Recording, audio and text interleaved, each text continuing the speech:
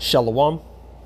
First and foremost, as always, I want to give all praise, honor, and glory to Yahawah, Bahashem, Yahawashi, Bahashem, Ruach Kwadash. Double honor to the apostles and the elders, the elder bishops at Great Millstone who rule well. Peace and salutations to the elect, scattered throughout the four corners of the earth. The prophets on the highways and the byways doing this work in truth and sincerity. All the remnant men, women, and children of the elect. To you I say Shalom. My name is Ahmawan Ahyash, coming back to you with another lesson through the Spirit. And something that I today, just today, really, I've been getting a bunch of notifications about things really coming to an end. Okay, such as this article that I have pulled up, going into SNAP benefits, how it's changing, how people's going to be losing their benefits. And there's a couple of articles that I'm gonna jump into that represent the end. Okay, and made me think about the book of 1 Peter chapter 4 verse 7. Okay, so real quick before we do anything, before we jump into any articles, the spirit of this lesson is going to be based upon this verse. Okay, so first Peter chapter 4 verse 7 says, "But the end of all things is at hand. Be ye therefore sober and watch unto prayer." Okay, the end of all things is at hand. Okay, the end of the end of the way this society operates as we know it, the functionality of it, all the systems that are in place, the people that are in place, the rulership that's in place, it's all coming to an end. Okay, and we have been encouraged to be ye therefore sober, clear-minded, okay, and watch unto prayer. Because it's our job as watchmen to watch and keep praying for the downfall and destruction of America, Babylon the Great, of Esau, Edom's rulership. Keep praying for the prophecies to come to pass. Okay, so the end of all things is at hand, and this is an example. All right, so this is from Newsweek from today, July 9th, 2024, and these are the things that we have to watch for. Okay, this represents the downfall. This is part of what represents the downfall of America and its system. SNAP benefits are changing. Who's at risk of losing benefits? Okay, so I'm going to read some of this. It says, some Supplemental Nutrition Assistance Program, that's what SNAP means. It's an acronym, represents recipients. Some SNAP recipients are at risk of losing their benefits once new rules go into effect. The new SNAP work rules are a big deal. Michael Ryan, a finance expert at the founder of MichaelRyanMoney.com, told Newsweek, starting October, people up to 54 without kids must work to keep their benefits. So if you're 54 and younger, you have to keep work in order to keep your benefits. All right, you have to find some type of employment, and it's similar to how unemployment benefits work. They require that you go on a job search and you actively look for work in order for you to keep your unemployment benefits. Okay, so these different rules that are in place are basically saying, yeah, man, y'all ain't just gonna get this money just for free, just for sitting on your ass anymore. Okay.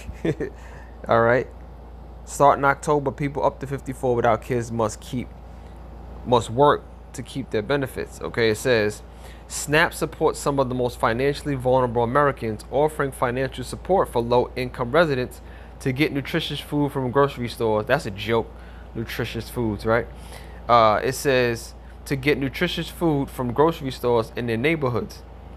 All right, and those who are receiving SNAP benefits, the majority of them, they ain't even no nutritious grocery stores in those neighborhoods, man.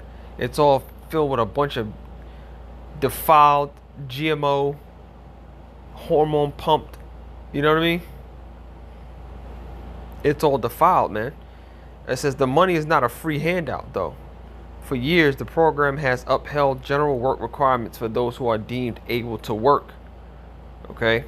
It says the general work requirements apply to those aged 16 to 59 and able to work.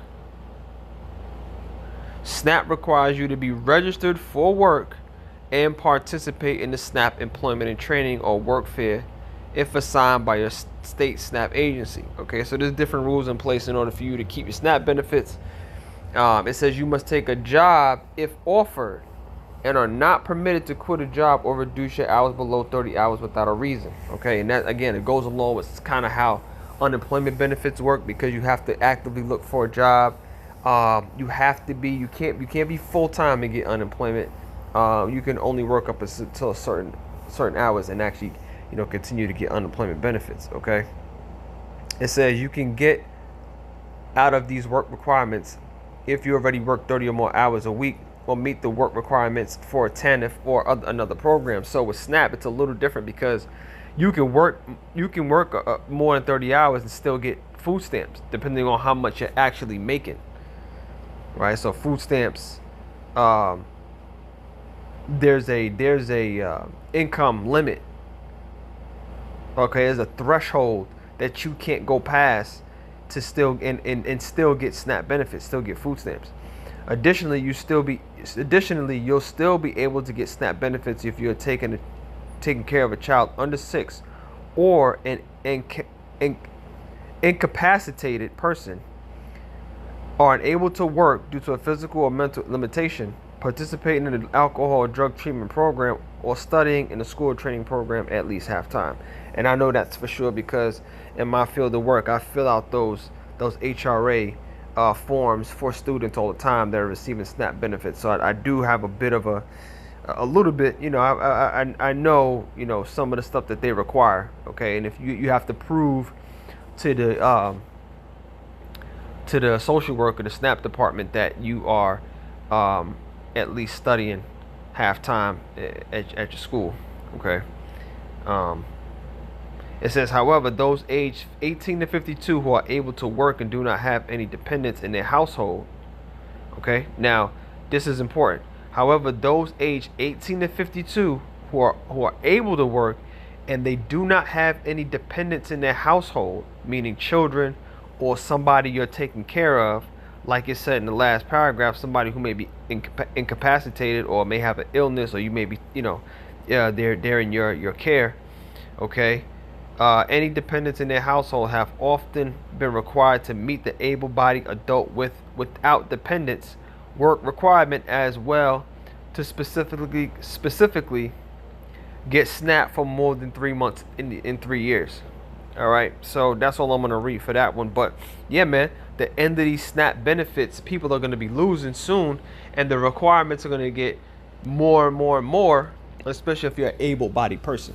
Okay, so these SNAP benefits are going to be leaving a lot of people, especially as society continues to collapse, the dollar continues to collapse, and as we draw closer to the MOTB.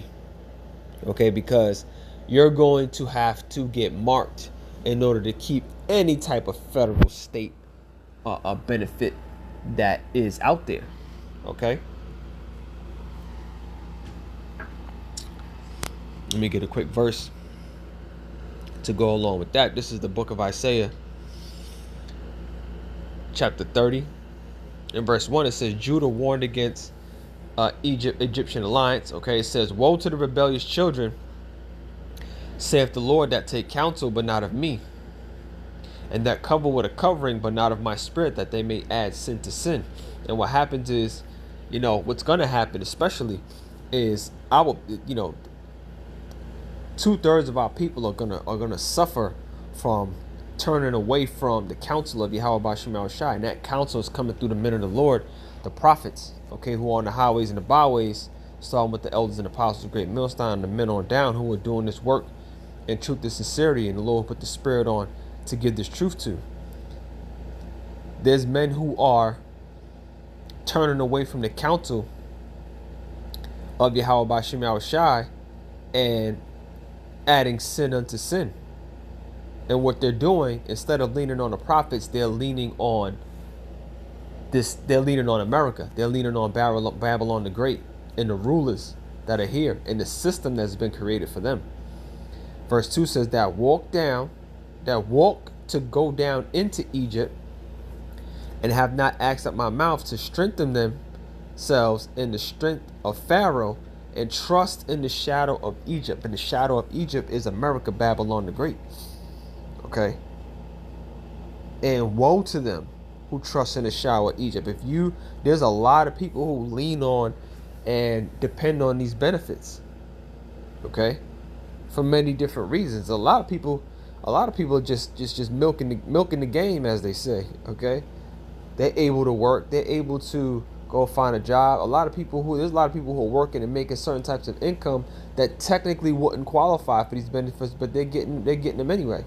Okay, and hey, more power to you. But there's gonna come a time where you looking towards Babylon for your survival, for your comfort, for your well-being is gonna backfire on you, because you chose to not take counsel and rebel against the counsel of Yahawashi that are coming through the men, on YouTube doing this work on the highways and the byways. These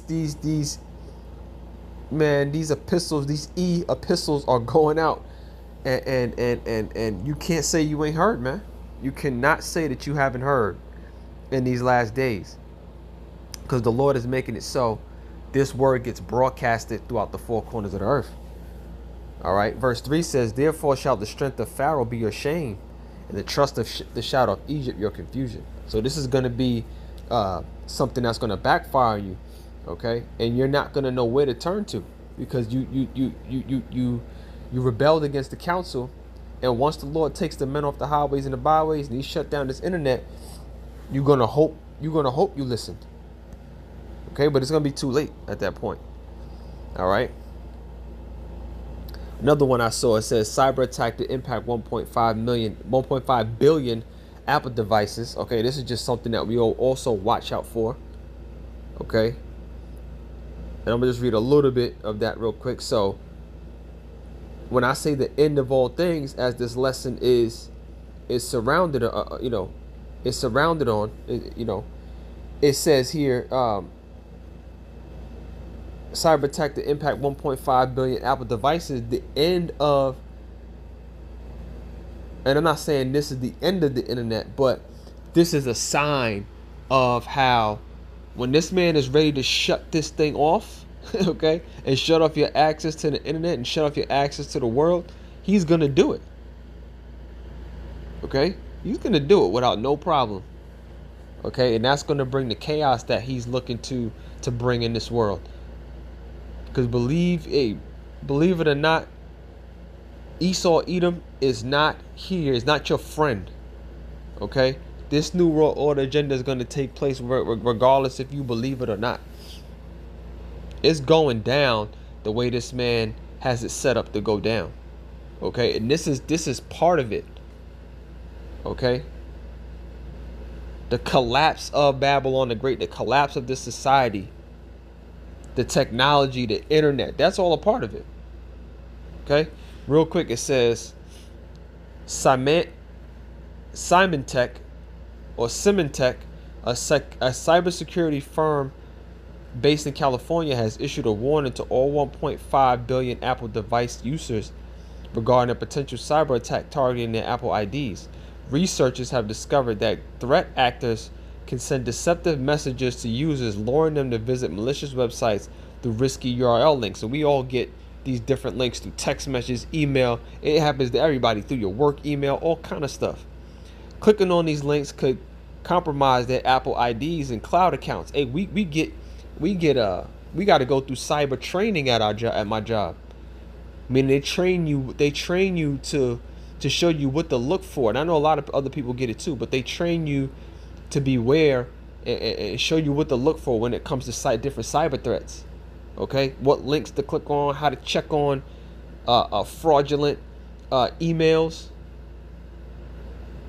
What are the signs? Okay, it says clicking on these links could compromise their Apple IDs and cloud accounts.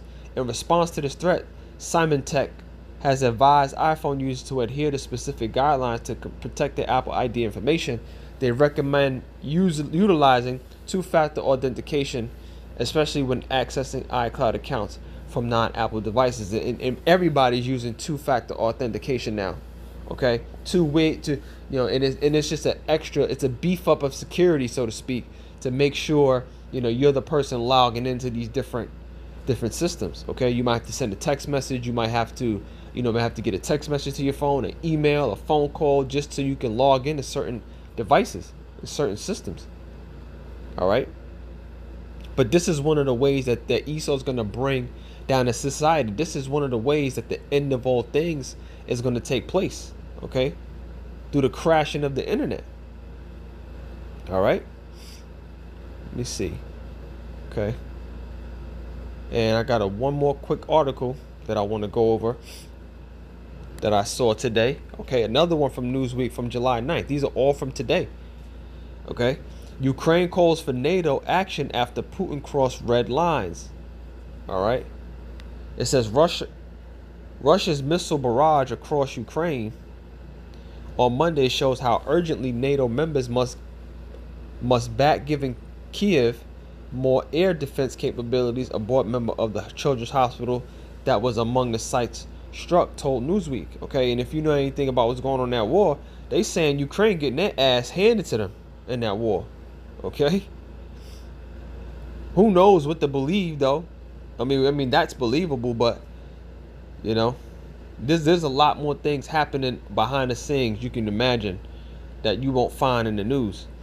It says the comments by Ukrainian lawmaker Maria Ianova at the start of NATO's 75th anniversary summit echoes calls Kiev has been making for months for more help from the alliance and other countries to thwart Russian missiles and drones. So they're calling on the NATO alliance to help them, man. Getting their ass kicked out there. It says Kiev has asked NATO for 7 Patriot systems in April, and the United States ambassador to the alliance, Julianne Smith, said a decision is expected this week amid outrage over the biggest Russian missile attacks for months. Ianova arrived at Okhmatdit Children's Hospital in Kiev, where she is on the board of trustees, to find devastating aftermath of a strike that has destroyed part of the country's biggest pediatric facility and killed at least 2 adults. Kiev said it was a KH-101 air-launched cruise missile. Okay, so there's a lot going on, that feed biblical prophecy. Okay, that back up biblical prophecy. That backups the point of this lesson. All right. The end of all things are at hand, man. Let me go back to that real quick. 1 Peter chapter 4, verse 7. It says, but the end of all things is at hand. Be ye therefore sober and watch unto prayer. We're watching what's happening through these different little wars, these little proxy wars that are going to lead up to the World War III. Okay, so this is what we're watching for. The end of all things are at hand, man. This is going to usher in, okay, that war, the end all wars. Joel chapter 3 and verse 1, it says, and the caption says, the nations will be judged. Okay, this is going to be the end. For behold, in those days and in that time, when I shall bring again the captivity of Judah and Jerusalem, I will also gather all nations and will bring them down into the valley of Jehoshaphat, which is Yahweh's Shaphat, which is Yahweh's decision or Yahweh's judgment, and will plead with them there for my people and for my heritage Israel, whom they have scattered amongst the nations and parted my land. All right. So the Lord is going to lead all these nations into the valley of Jehoshaphat there in the Middle East, and will plead with them there for my people and my heritage, whom they have scattered amongst the nations and parted my land. Okay, and that's where the war is going to go down. That's where a lot's going to be happening. A lot's going to be happening during that time, where the Lord, brings this to pass. Okay, so that's what we're looking forward to, man. We're looking for this, the end, the war to end all things. Okay, and guess what else is coming to an end? Esau's rulership. This is 2 Ezra chapter 6 verse 9. I'll end it on this. 2 Ezra 6 and 9 says, for Esau is the end of the world, and Jacob is the beginning of it that followeth. This is a part of the ending. Okay, the end of all things. A part of those all things is Esau's rulership. Okay, This place needs to be destroyed.